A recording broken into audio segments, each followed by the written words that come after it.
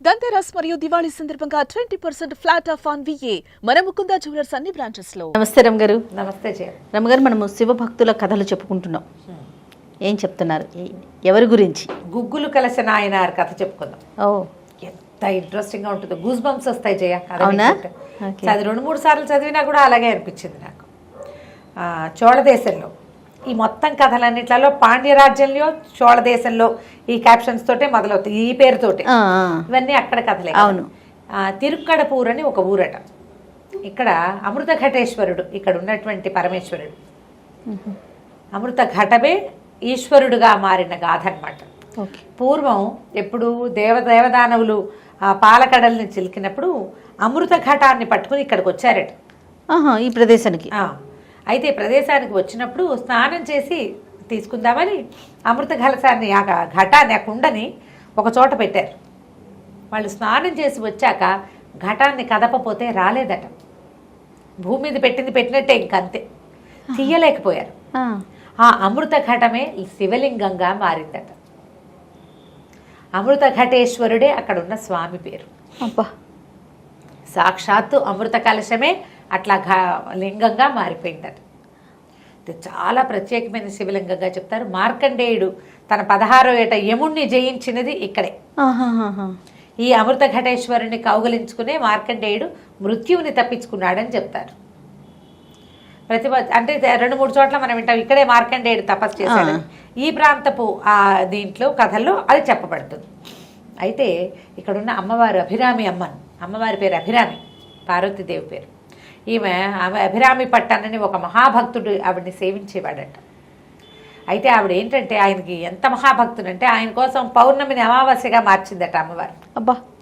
రాజు దగ్గర సాక్ష్యం చెప్పడానికి. అంత ప్రత్యేకమైన ఊరంటే భగవంతుని యొక్క లీలా విలాసాలు ప్రత్యేకంగా కనపడిన ప్రాంతం అన్నమాట. అది నిన్న మొన్న జరిగి ఉండదు, ఏదో కాలంలో జరిగి ఉంటాయి. ఆ ప్రాంతం అలాంటిది. భగవంతుని యొక్క లీలా విలాసం ప్రాంతానికున్న విశిష్టత అలాంటిది. అయితే ఈ ప్రాంతంలో గుగ్గుల కలిసిన ఆయనారని ఒక ఆయన ఉండేవాడు. ఈయన పేరు ఏదో, కాకపోతే ఇదేంటంటే శివుడికి శివారాధన గుగ్గిలం వేయటం. దేవాలయంలో ఉండి నిత్యం ఒక చిన్న బొగ్గలు కుంపటి అగ్ని రగిల్చి పెట్టుకుని గుగ్గిలం వేసి ధూపం వేసేవాడు స్వామికి. ఈ నాయనార్ల కథల్లో చందన సమర్పణ చేసేవాళ్ళు, ఇలా గుగ్గిల సమర్పణ చేసేవాళ్ళు, పువ్వులే ఏరి తెచ్చి పువ్వులతోటే సేవ చేసే, అట్లా చాలా కథలు కనపడతాయి. ఈయన ఆ గుగ్గుల తాలూకు డబ్బా పట్టుకుని తిరుగుతుండేవాడు. గుగ్గిలాన్ని సామ్రాట్, అదేనండి, గుగ్గులు కలిసిన ఆయనారుగా పిలిచేవాళ్ళు ఆయన్ని. ఈయన భక్తుడు వేసేవాడు. వేగా శివుడికి ఈయనని పరీక్షించాలనిపించింది. ఈయన వృద్ధంతా పోయింది, ఆస్తి స్వాస్తి కరిగిపోయినాయి. అంతకుముందు ఇంత పట్టుకెళ్ళి ఇంతైనా పట్టుకెళ్ళి వేస్తూనే ఉన్నాడు. వేగా ఏమీ మిగల. వాళ్ళకి సంతానం చాలామంది ఉన్నారు. అయితే ఇంట్లో మొత్తం ఆస్తి స్వాస్తి డబ్బులు ఉన్నవన్నీ కరిగిపోయినాయట. భార్య ఏం చేసిందట, ఒకనాడు తన మెడలో ఉన్న మాంగల్యం, ఆవిడకి అదొక్కటే మిగిలింది సూత్రం. ఆ సూత్రాన్ని తీసిచ్చి భర్తకి, అయ్యా ఇదొక్కటే ఉంది, పిల్లలు ఆకలితో ఉన్నారు, 2 రోజులైంది అన్నం తిని, ఏదో పసుపు కొమ్ము కట్టుకుంటాను, ఇది పట్టుకెళ్ళి మీరు దీన్ని అమ్మి కాస్త ధాన్యం కొనుక్కురండి అని అడిగిందట. అడిగితే ఆయన ఆలోచించాడు, సరేనన్నాడు. ఆవిడ పసుపు కొమ్ము కట్టుకుని ఆ శివసూత్రాన్ని తీసి ఆయన చేతిలో పెట్టింది. మంగళసూత్రాన్ని శివసూత్రం అంటారు కదా, శివసూత్రం పుచ్చుకుని నడిచి వెళ్తుంటే ఏమైంది, ఒక వ్యాపారస్తుడు పెద్ద బస్తాడు గుగ్గిలం పట్టుకెళ్తున్నాడు. గుగ్గిలపు వాసన ఈయన్ని ఆకర్షించింది. ఈయన స్వామికి చేసే సేవ అదే కదా. అలా నడిచి వెళ్తే చూస్తే పెద్ద బస్తా. సూత్రం అమ్మేసి డబ్బులు తెచ్చుకున్నాడు కాదు, ఆ డబ్బులతోటి ఏముంది, ఇప్పుడు కొనేది ధాన్యమే కదా, ఆ 4 ధాన్యం కొనకపోతే ఏమైంది, బస్తాడు గుగ్గిలం వస్తుందని ఆ గుగ్గిలం పుచ్చుకుని ఫ్రెష్ గుగ్గిలం మంచి గుమగుమలాడుతుంది. స్వామికి సేవించుకుందామని అవి పట్టుకెళ్ళి గుళ్ళో ధూపం వేయిపోయాడట. అతను ఎప్పటికీ రాకపోయేసరికల్లా ఈవిడికి అర్థమైపోయింది, ఏదో జరుగుతుంది, తను రాడు.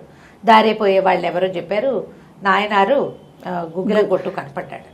ఈవిడ రాదని ఈవిడ పరమేశ్వరుని ప్రార్థించిందట, పిల్లలు చచ్చిపోతారయ్యా, ఏదైనా ఒకటి చెయ్యి. శివసూత్రం, ఆ స్త్రీ ప్రాణంతో సమానంగా ఉంచుకోవాల్సిన దాన్ని కూడా వదిలేశాను, నీ భక్తి తప్పిస్తే ఇంకేది మిగలలేదు నాకు, ఏదైనా నాకు ఒక అవకాశం ఇవ్వమని ఆవిడ ప్రార్థిస్తే ఆయన పరమేశ్వరుడు అమృత ఘటేశ్వరుడే నీ ఇల్లంతా నిండిపోతుందని ఆవిడకి వరం ఇచ్చాడు. ఓకే. ఇల్లు మొత్తం సమృద్ధితోటి నిండిపోయింది, ధాన్యం అన్నీ వచ్చేసినాయి. ఏం కావాలి ఓ ఇంట్లో, అది తిండి కావాల్సిన వస్తువులు అంతే కదా. ఈవిడ గబగబా వంట చేసేసుకుంది, ఇంట్లో ఉండిపోయింది.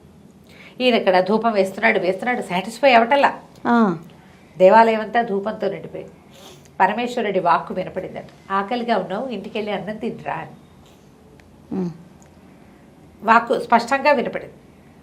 అప్పుడు ఈయన గుర్తొచ్చింది, భార్య ధాన్యం తెమ్మంది, మనం తేలేదు అని చెప్పి ఏం చేశాడు, సరే గుగ్గిలం బస్తా అక్కడ పెట్టి మెల్లిగా నడుచుకుంటూ ఇంటికి వెళ్ళాడు. పాడుగొట్లాడుతూ ఉన్న వాకిలిలో ముగ్గుంది, ఇల్లు కళకళలాడుతోంది, వంటకాల వాసనలు వస్తున్నాయి. ఆయన ఆశ్చర్యపోయాడు, ఏం జరుగుతోంది ఇక్కడ. అప్పుడు లోపలికి వెళ్ళి చూస్తే ఇల్లంతా సమృద్ధిగా కనపడుతుంది. ఆహారం లేని, వస్తువులు లేని ఇల్లు ఎట్లా ఉంటుంది, వంటకి ఆహారం పదార్థాలు, ధాన్యం బస్తాలు అవి కనపడుతుంటే ఎట్లా కళకళలాడిపోతుంది. ఆయన విపరీతంగా సంతోషించాడు. భార్య అన్నం వడ్డించింది, పరమేశ్వరుడు ఈ వరాన్ని ఇచ్చాడు, ఎవరు తెచ్చిచ్చారో తెలీదు, ఇల్లు నిండిపోయింది. ఆయన హాయిగా సంతోషంగా గుగ్గిలం వేసుకుంటూ భగవంతుడు ఇచ్చిన సమృద్ధిని అనుభవిస్తూ ఉండేవాడు. లభించిన సమృద్ధిని అంతటినీ కూడా ఆయన ఏమనుకునేవాడంటే, ఇదంతా శివుడిచ్చింది, శివసేవకే దీన్ని వాడాలి అని పిల్లలకి కట్నాలు కూడా ఇవ్వలేదట ఆయన. ఇదంతా శివుడి సేవకే, మేము తింటాం అంతే, ఎవరికి ఇవ్వకూడదు, శివసేవకే. అంటే గుగ్గిలమే, ఓన్లీ గుగ్గిలం. అయితే ఆ కాలంలో తిరుపనందాళ్ళని ఇంకొక ప్రాంతంలో ఒక దేవాలయం ఉందట. అక్కడున్న శివుడు పరమేశ్వరుడు విచిత్రమైన వాడు. ఆ దేవాలయాన్ని దర్శించడానికి వెళ్ళాడట ఆయన. ఆ ప్రాంతంలో ఆ శివుడు ఏమిటంటే, ఆయన కథ, అప్పుడు తాటక అనే ఒక పేరున్నటువంటి ఒక రాక్షసరాజ కన్య ఆయన్ని పూజించడానికి వచ్చేదట. పిల్లల కోసం, పుత్రుడి కోసం పూజించేది. అయితే ఒకనాడు ఏం చేసిందట ఆవిడ, పువ్వుల దండగట్ట కట్టి స్వామికి ఇట్లా సమర్పించబోయిందట. సమర్పించబోతుంటే ఆవిడ నడువు కట్టుకున్న వస్త్రం జారిపోతుంది. జారిపోతుంటే లేచి నిలబడింది, ఇట్లా వంగింది ముందుకి, దండ వేయబోయింది. అప్పుడు ఏం చేసిందట, 2 మోచేతులతో ఈ వస్త్రాన్ని ఇట్లా అది పట్టుకుందట. చేతులు ఇక్కడ పెట్టుకుంటే ఈ దండ ముందుకు ఎట్లా సాగుతుంది, సాగదుగా. శివలింగం ముందుకు వంగి దండ స్వీకరించిందట. అబ్బా, లింగం వంగి ఉండేదట అక్కడ. ఎంత ప్రయత్నించినా ఆ లింగాన్ని సాఫీగా చేయలేకపోయారు.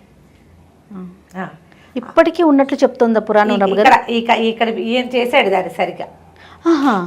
అప్పుడు అది ప్రాంతపు రాజుగారు శివలింగం ముందుకెళ్ళిపోయింది, ఇట్లా ఇలా వంగింది అని చెప్పి మోకులు కట్టించి ఏనుగులతో లాగిచ్చేట సరి చేయటానికి. ఏమైనా అంటే అది తన ఉన్న దీని నుంచి ప్లేస్ నుంచి ఇట్లా ముందుకు వచ్చేసింది. దీన్ని ఇట్లా వెనక్కి లాగదామనుకున్నారు, ఏం చేసినా అవలేదట, సరి చేయలేకపోయారు. ఒక భక్తురాలి చేతి నుంచి దండ స్వీకరించడానికి వంగాడు పరమేశ్వరుడు. భక్తికి లొంగుతాడు కానీ శక్తికి లొంగడు. ఎస్, శివుడి లక్షణం కదా, ఏ పరిస్థితిలో అయినా భక్తికే లొంగుతాడు. శక్తి నీకెంతున్నా ఏమీ లేదు, రావణాసురుడు అంతటి వాడికే లొంగలేదు, 10 తలలు ఉన్న వాడికి కూడా. అదేం చేయలేకపోయాడు కదా. భక్తి చచ్చిపోతున్నా నువ్వు రా అంటేనే వచ్చాడు, లేకపోతే రాడు శివుడు. దాన్ని సెట్ చేయలేకపోయారు, సరి చేయలేకపోయారట శివలింగాన్ని. అయితే ఈయన ఈ తిరుపనందాళ్ళని దేవాలయాన్ని చూడడానికి వెళ్ళాడు, మన గుగ్గిలు కలిసిన ఆయనార్ గారు. అయితే ఏమన్నాడట, ఒక చిన్న తాడు కట్టి తన మెడకు కట్టుకున్నాడట. మెడకు కట్టుకుని పంచాక్షరి చెప్పిస్తూ సరిగ్గా సరైన ప్రదేశానికి వచ్చి కూర్చుని అందరి సేవలు అందుకోవయ్యా శివ అని పిలుస్తూ పంచాక్షరి చెప్పిస్తుంటే శివలింగం యథాప్రకారంగా అయిపోయిందట. అంత భక్తి, ఈయన భక్తికి ఆ వంగిపోయిన శివలింగం సరిగ్గా కూర్చుందట. ఆ ప్రాంతంలోనే ఎంతకాలమో జీవించాడట. శివభక్తుల్లో అగ్రగణ్యులుగా చెప్పబడే సుందరమూర్తి నాయనార్, జ్ఞాన సంబంధర్, ఇలా మంచి మంచి పేర్లు కనపడతాయి. వాళ్ళంతా కూడా ఈయన్ని దర్శించారట. ఇది గుగ్గిలు కలిసిన నాయనార్. జీవితకాలం అంతా కూడా ఇలా గుగ్గిలం వేస్తూనే శివుణ్ణి సేవిస్తూ ఉన్నటువంటి ఈయన అంత్యంలో శివైక్యం చెందాడని చెప్తారు. అద్భుతం, బాగుంది కదా, చాలా బాగుంది రమ్మగారు. నమస్తే. నమస్తే.